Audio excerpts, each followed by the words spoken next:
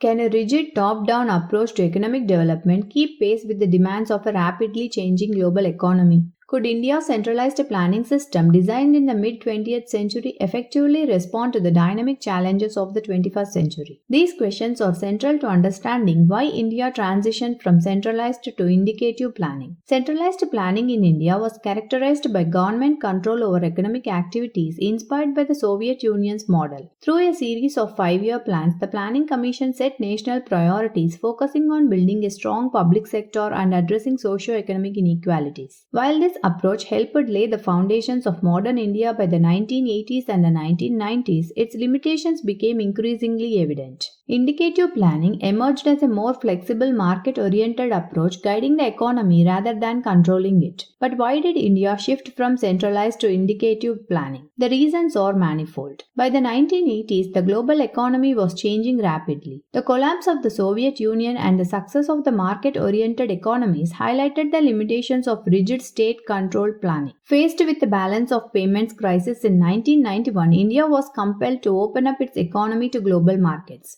Economic liberalization demanded a dynamic economy responsive to market signals, paving the way for indicative planning. Centralized planning faced inefficiencies, rigidities, and delays. The top-down approach often led to mismatches between planned targets and actual outcomes. As the economy grew and diversified, the need for a more decentralized and participatory approach became clear, one where states and the private sector could play a greater role. Initially, the public sector was seen as the engine of the growth, but by the late 20th century, its inefficiencies became apparent with many enterprises running at losses. Meanwhile, the private sector began emerging as a key driver of growth, particularly in industries like IT and telecommunications. Indicative planning, which emphasizes creating a conducive environment for private enterprise, became more relevant. India's vast and diverse landscape meant that a one-size-fits-all approach was often ineffective. Centralized planning failed to account for regional variations, leading to imbalances and disparities. Indicative planning allowed states greater flexibility to tailor development strategies to their unique needs, aligning local efforts with national goals. As India's democracy matured, there was a growing demand for more inclusive and participatory governance. The centralized model was criticized for its lack of transparency and accountability. Indicative planning, by involving a wider range of stakeholders, resonated better with the democratic aspirations of the nation. The late 20th and the early 21st centuries brought rapid technological changes and new economic challenges. The centralized planning model with its rigid structures was ill-equipped to respond. Indicative planning with its flexible and market-oriented approach allowed the country to better adapt to these new realities. In 2015, the transition was institutionalized with the creation of Niti Aayog replacing the Planning Commission. Niti Aayog reflects the principles of indicative planning, emphasizing cooperative federalism, state-level planning, and the role of the private sector. The shift from centralized to indicative planning was driven by global, national, and local factors. Globalization, the rise of the private sector, regional diversity, democratic aspirations, and technological changes all played a role in this transition. Indicative planning has allowed India to adapt to a rapidly changing world, enabling a more dynamic, inclusive, and responsive economy. This shift remains crucial in shaping India's path towards sustainable and inclusive development.